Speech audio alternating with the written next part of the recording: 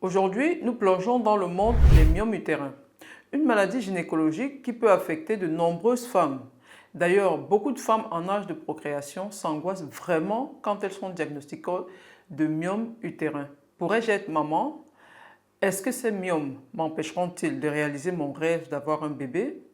Restez avec nous pour en apprendre davantage sur ce que sont les myomes, leurs symptômes, les facteurs de risque et le plus important, peut-on être maman quand on a des myomes?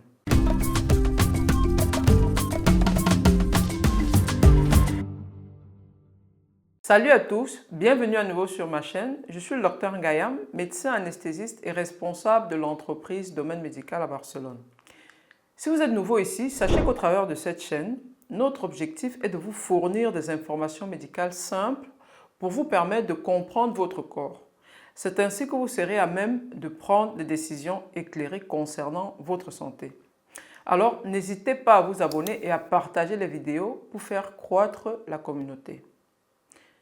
Comme d'habitude, nous allons déjà définir ce que c'est que les myomes. Tout d'abord, savoir que les myomes utérins sont aussi appelés fibromes. Myome ou fibrome, fibrome ou myome, c'est exactement pareil. Donc, ce sont des tumeurs non cancéreuses, c'est-à-dire une croissance anormale des tissus musculaires qui se développent dans l'utérus d'une femme. J'insiste sur le fait qu'en général, elles sont bénignes, donc par conséquent non cancéreuses, car la probabilité que ces tumeurs deviennent cancéreuses est inférieure à 1%. La taille de ces myomes est très variable, allant de quelques millimètres à la formation parfois de grandes masses. Ces myomes ou fibromes peuvent se développer à différents endroits dans l'utérus. Et en fonction donc de l'emplacement où elles vont se former, nous allons distinguer trois types de myomes. Le premier type est représenté par les myomes intramuraux. Ce sont des myomes qui grandissent à l'intérieur de la paroi musculaire de l'utérus. Ils sont les plus courants et représentent 70% à peu près des myomes. Ils peuvent provoquer des symptômes tels que des saignements menstruels, des douleurs pelviennes ou un peu de pression abdominale. Le deuxième type de myome est le myome sous-séreux. Dans ce cas, il se développe sous la superficie externe de l'utérus, comme vous pouvez le voir sur l'image. Il représente environ 20 à 30% des myomes.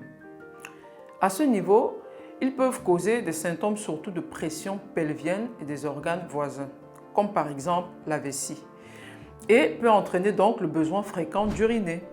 Si cette pression est exercée plutôt au niveau des intestins, elle peut entraîner la constipation.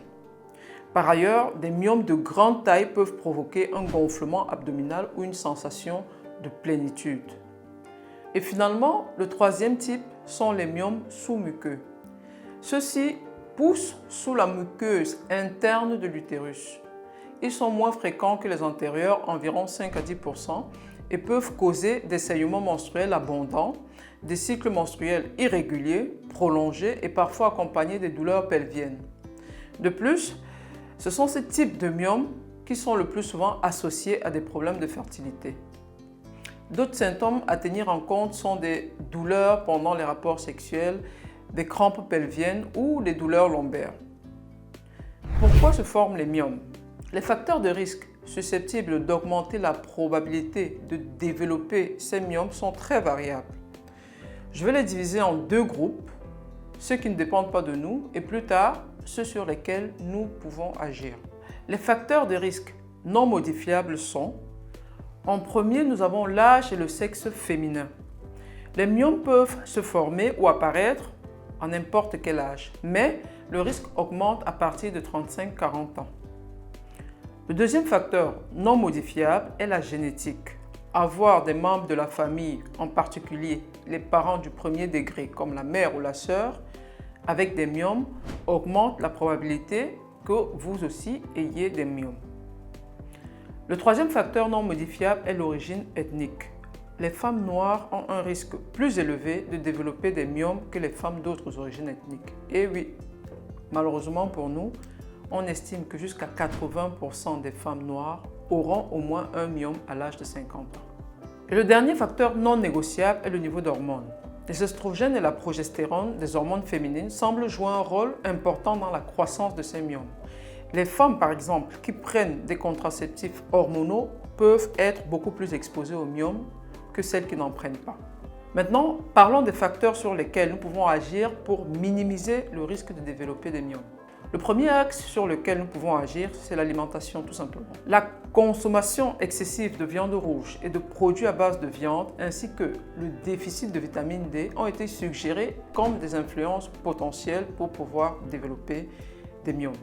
Le deuxième facteur est l'indice de masse corporelle ou le sédentarisme. Ils sont associés à un risque plus accru de développer des myomes.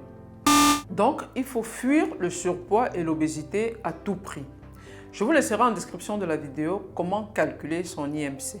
Le troisième facteur est la grossesse. Les femmes qui n'ont jamais été enceintes ou qui ont eu leur première grossesse après l'âge de 30 ans semblent avoir un risque légèrement accru que celles qui l'ont eu avant l'âge de 30 ans. Enfin, il y a certaines recherches qui suggèrent une association entre l'hypertension artérielle et le risque de développer des myomes. Comme promis en introduction, voyons maintenant quel est l'impact sur la fertilité et la grossesse, car beaucoup de femmes se demandent si les myomes utérins peuvent affecter leur fertilité. La réponse est oui.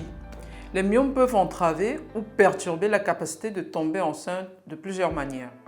Par exemple, les myomes situés à proximité des trompes de Fallope peuvent bloquer le passage des spermatozoïdes vers l'ovule ou empêcher le déplacement de l'ovule vers l'utérus. Par ailleurs, les myomes qui déforment la cavité utérine ou qui sont situés près de la paroi utérine peuvent affecter le processus d'implantation de l'embryon dans l'utérus. Dans ce cas, il y a un problème d'espace. Le myome entre en lutte ou en quête d'espace avec le fœtus. Une autre manière d'affectation est que les myomes peuvent perturber le flux sanguin vers l'utérus. Comme nous l'avons expliqué dans la vidéo sur la FIV ou l'insémination, que je laisserai en description, le fœtus se nourrit principalement à travers du cordon ombilical lié au placenta. Cordon ombilical qui n'est rien d'autre qu'un ensemble de vaisseaux sanguins. Donc, si le flux sanguin est perturbé, le sang rempli de nutriments et d'oxygène n'arrive pas à l'embryon et son développement sera donc par conséquent très difficile.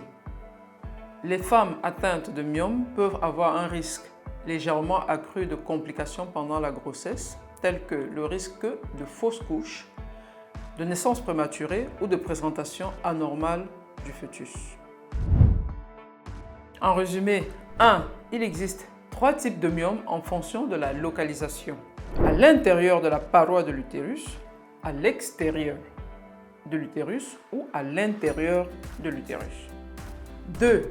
Il est important d'éviter le sédentarisme, l'obésité, de prendre soin de son alimentation, éviter l'hypertension artérielle afin de réduire le risque de développer des myomes. 3. Les myomes peuvent nuire au processus de procréation. Cependant, la réponse est oui. Oui, il est possible d'être maman avec des myomes, mais tout ceci est à étudier au cas par cas. Dans certains cas, elles réussissent à concevoir et à mener une grossesse à terme sans problème, et dans d'autres, il faut enlever de manière chirurgicale ces myomes avant d'essayer de tomber enceinte. Voilà, nous avons passé en revue les myomes utérins, leur nature et leur impact potentiel sur la fertilité et la grossesse. Si vous pensez avoir des myomes ou si vous avez des symptômes inquiétants, consultez votre spécialiste de santé pour le diagnostic précis. Chaque cas est unique. Il est crucial d'obtenir des conseils personnalisés. Si vous avez des expériences à partager ou des questions, n'hésitez pas à les laisser dans les commentaires. Merci de nous avoir suivis. Je vous dis à très bientôt dans une prochaine vidéo. Et d'ici là, je vous souhaite une longue vie en bonne santé.